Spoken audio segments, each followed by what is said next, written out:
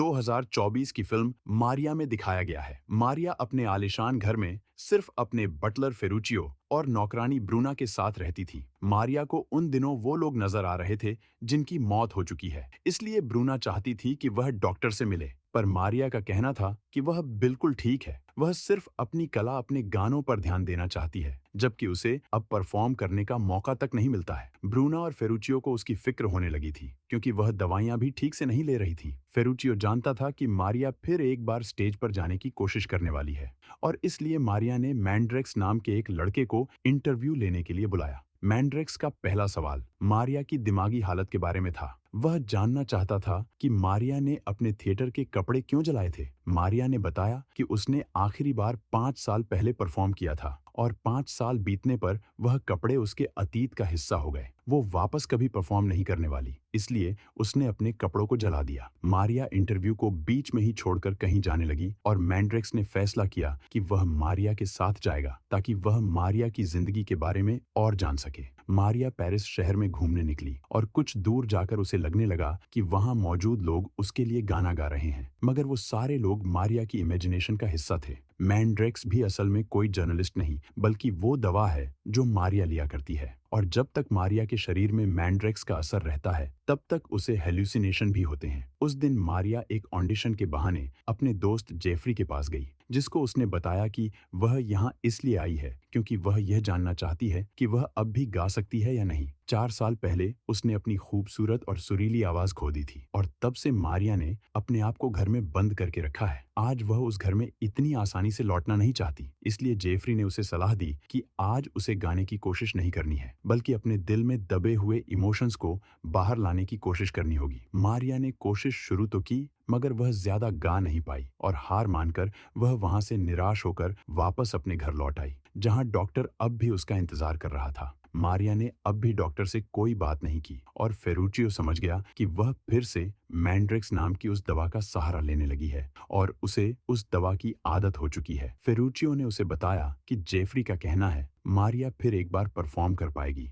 और वह चाहता है कि मारिया को अगले दिन फिर एक बार थिएटर में लाया जाए। जेफरी भी चाहता था कि मारिया की आवाज फिर लौट आए, इसलिए वह हर रोज कोशिश करने के लिए तैयार हो गया। फेरुचियो मारिया को ठीक करने की हर कोशिश कर रहा था, और मारिया उससे नफरत करती थी, क्योंकि जब भी मारिया अपने अंत की ओर बढ़ती, फेरुचियो उसे खींचकर वापस होश में ले आता। मारिया एक ऐसे मोड़ पर आकर खड़ी हो गई थी जहां वह अतीत को याद करके परेशान होने लगी थी। उसे अपने सामने जेकब नाम का वो आदमी नजर आ रहा था जिसकी कुछ सालों पहले मौत हो चुकी थी, और उसी को याद करके वह अपने अतीत में खोने लगी, क्योंकि वो जेकब से सच्चा प्यार करती थी। मारिया जब एक बेहद मशहूर हस्ती थी और अपने करियर की ऊंचाई पर थी, तब सेरिफ नाम का आदमी उसका पति था, मगर जेकब उससे प्यार करता था और उसे ही पाना चाहता था। जेकब खुद भी शादीशुदा था, पर उसे इस बात से कोई फर्क नहीं पड़ रहा था। मारिया को उस वक्त तो जेकब के लिए कुछ भी महसूस नहीं हुआ, पर सेरिफ जानता था कि उसकी शादी अब खतरे में है। आज उसी वक्त को याद करते हुए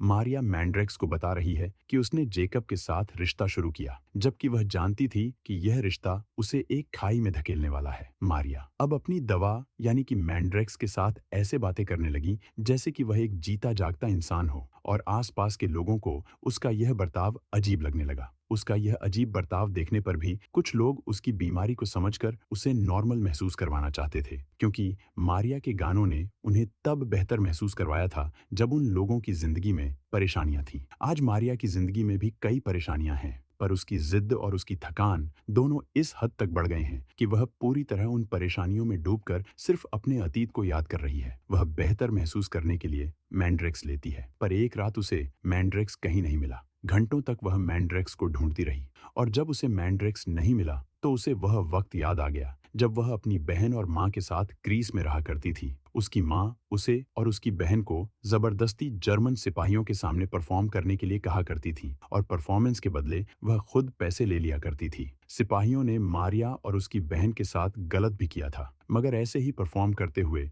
मारिया को पता चला कि वह अपनी आवाज से लोगों को इमोशनल कर सकती है। जो कुछ मारिया के साथ उन दिनों हुआ था, आज उसका असर उसके दिमाग पर हो रहा है। वो मैंड्रेक्स का सहारा लेकर जी रही है, पर वह यह नहीं समझ पा रही कि इसी दवा का एडिक्शन उसे मौत की ओर धकेल रहा है। वह अपने दिल की बातें एक इमेजिनरी किरदार को बताने लगी, और उसी से अपनी पूरी जिंदगी की बातें करती रही। उसने बताया कि उसका अपनी माँ के साथ रिश्ता हमेशा कड़वा रहा और एक दिन उसने हिम्मत जुटाकर अपनी माँ को दफा होने के लिए कह दिया। बातें करते हुए वह फिर एक बार इमेजिन करने लगी और जैसे ही मैंड्रेक्स का असर खत्म हुआ, वह असल दुनिया में लौटकर जेफरी के पास चली गई। जेफरी भी पूरी शिद्दत से मारिया की मदद कर रहा था और उस दिन मारिया वही गाने लगी जो उसने अपने पहले परफॉर्मेंस में गाया था। उसका यह गाना सुनकर एक टेक्नीशियन भी उसकी आवाज में खोने लगा और मारिया अब पहले से ज्यादा कॉन्फिडेंट होने लगी। वो उस तरह तो नहीं गा पाई जैसा पहले गाया करती थी, पर वह समझ गई कि कुछ दिनों में उसकी आवाज की खूबसूरती पूरी तरह लौट आएगी। आगे बढ़ते हुए मारिया को वो वक्त याद आया जब वह जेकब के साथ एक बच्चा चाहती थी।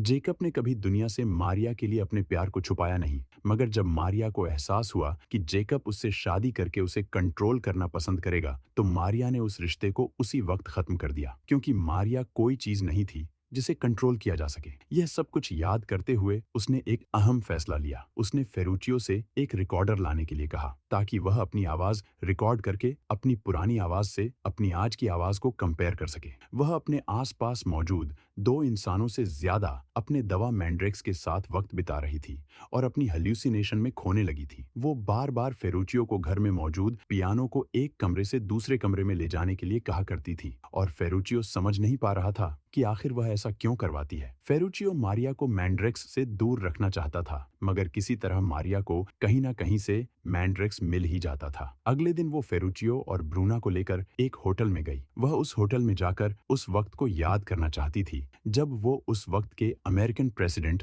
जॉन कैनेडी की पार्टी में गई थी और जेकब की नजर कैनेडी की पत्नी जैकलीन पर हुआ करती थी। जेकब के कहने पर कैनेडी मारिया से मिला था और उससे बात करने पर मारिया को पता चला कि जिस तरह जेकब मारिया को अपने याट में ले गया था, उसी तरह कैनेडी की पत्नी को भी ले गया है और उसके साथ एक अफेयर शुरू कर चुका है। आज उसी होटल में मारिया सिर्फ अपने अतीत को याद करने के लिए गई थी, मगर अतीत से बाहर निकलकर उसे डॉक्टर का सामना करना पड़ा जो मारिया के लिए बुरी खबर लेकर आया था। डॉक्टर का कहना था कि मैंड्रेक्स ज्यादा लेने की वजह से उसका खून इतना गाढ़ा हो गया है कि उसका लिवर और उसका दिल दोनों काम करना बंद कर रहे हैं। डॉक्टर चाहता था कि मारिया गाने की कोशिश करना छोड़ दे, क्योंकि शरीर में ज्यादा स्ट्रेस देने से उसकी मौत भी हो सकती है। मारिया का कहना था कि उसने पूरी जिंदगी दूसरों के कहने पर चीजें की हैं। उसकी माँ जबरदस्ती उससे गाना गवाया करती थी, जेकब से उसे गाने से रोका करता था, मगर आज वह खुद के लिए खुद की मर्जी से गाना चाहती है। वह चाहे अपनी जिंदगी के अंत की ओर बढ़ रही हो, मगर कम से कम अपना अंत वह खुद चुन रही है। इसीलिए उसने किसी की बात नहीं सुनी।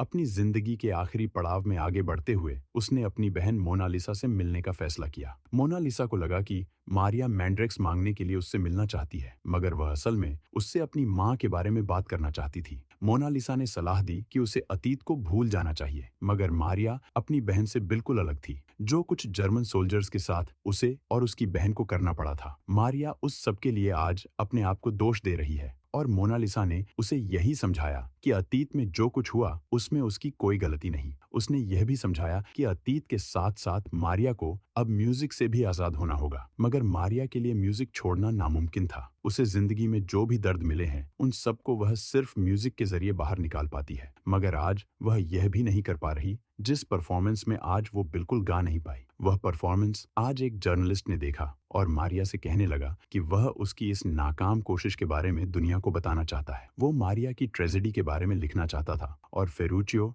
यह बात सह नहीं पाया। मारिया को संभालकर वो उसे वापस घर ले जाने लगा, पर मारिया इतना ज्यादा परेशान हो गई कि उसने फिर से मैंड्रेक्स का सहारा लेना सही समझा। वो जानती थी कि अब उसका अंत करीब है, इसलिए वो उस पल को याद करने लगी जब वह आखिरी बार जेकब से मिली थी। जेकब अपनी आखिरी सांसें गिन रहा था और माफी मांगकर उसने मारिया से कहा कि चाहे उसने कैनेडी की पत्नी जकलीन से शादी की हो, पर वह मारिया से सबसे ज्यादा प्यार करता था और इसलिए वह मौत के बाद सिर्फ उसी का इंतजार करेगा। अपनी जिंदगी का आखिरी दिन मारिया ने फेरुचियो और ब्रूना के साथ बिताया और उनसे कहा कि मारिया की मौत के बाद भी उन दोनों को हमेशा साथ रहना होगा। एक आखिरी बार फेरुचियो ने मारिया के पियानो को एक कमरे से दूसरे कमरे में रखा, मगर अगले दिन दोपहर होने के बावजूद मारिया अपने कमरे से बाहर नहीं आई। वो कमरे में रहकर अपना आखिरी गाना गाती रही और अपनी मौत की ओर बढ़ती रही। फेरुचियो और ब्रूना के साथ उस इलाके में मौजूद हर इंसान मारिया का आखिरी गाना सुनकर उसकी आवाज में खो गया और आखिरकार उस आवाज की खूबसूरती लौट आई। मगर वही गाना गाते हुए मारिया को दिल का दौरा पड़ा और उसी वक्त उसकी मौत हो गई। मारिया को अपने सामने इस तरह देखकर फेरुचियो को आखिरकार समझ आ गया कि वह पियानो की जगह हर वक्त बदलवाती क्यों थी। जिंदगी भर मारिया को सेटिस्फेक्शन नहीं मिला और पियानो की जगह का बदलाव मारिया के अंदरूनी उथल-पुथल को दिखाने का एक सिंबॉलिक तरीका था। अंत में मारिया को किया हुआ वादा निभाकर फेरुचियो और ब्रूना हमेशा साथ रहे, पर वह कभी मारिया की तकलीफें और उसकी लड़ाई को भूल नहीं पाए। अगर आपको यह वीडियो पसंद आई तो इस वीडियो को लाइक, शेयर और इस वीडियो पर कमेंट जरूर करें और इस चैनल को सब्सक्राइब करना मत भूलना।